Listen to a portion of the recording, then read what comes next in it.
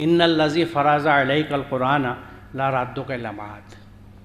بے شک وہ ہستی جس نے تجھ پہ قرآن فرض کیا ہے تجھے ایک انجام کو لے جانے والی ہے۔ کہ قرآن ہم پہ فرض ہے، اس میں کوئی گنجلک نہیں ہے۔ فرض علیک القرآن، تیرے اوپر قرآن فرض ہے، اور جب قرآن فرض ہے تو نیکسٹ لاجیکل کوشچن یہ ہے کہ مجھے یہ پتہ ہی نہیں میرے اوپر کیا فرض ہے، تو میرا پھر عمل کیا ہے، میری بندگی کیا ہے، کس کی ہے، میں کس کا مسلم ہوں؟ کیونکہ اگر فرض علیہ کا سمجھتا ہوں تو مسلمہ لکا بھی کہہ سکوں گا کہ میں تیرا مسلم ہوں، تو میں تیرا مسلم جب بنوں گا جب مجھے پتہ ہو کہ اس میں ہے کیا۔ تو یہ بنیادی چیز ہے، اور بڑی عجیب بات یہ لگتی ہے کہ پوری دنیا میں اکراس دا گلوب اکثریت جو ہے ہماری،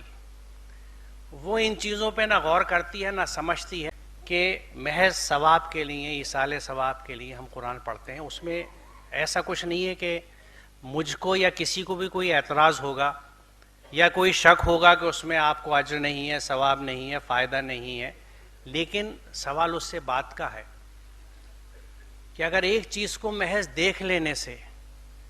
اتنا ثواب ہے تو اس کو سمجھ کے عمل کرنے سے کیا نوعیت ہو جائے گی؟ اس رخ سے سوچ لیجیے۔ تو یہ بڑی اہم بات ہے کہ قرآن ہم پہ فرض ہے، اور یہ میں اس لیے اہم بار بار کہہ رہا ہوں کہ ہو سکتا ہے آپ میں سے کچھ لوگ خوش نصیب رہے ہوں، میرے سے بہتر حالات میں پلے ہوں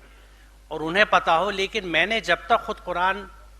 سمجھ کے نہیں پڑھنا شروع کیا تھا، مجھے کسی نے نہیں کہا تھا کہ قرآن مجھ پہ فرض ہے۔ میرے فرائض میں جو مجھے بتائے گئے تھے قرآن کہیں نہیں تھا،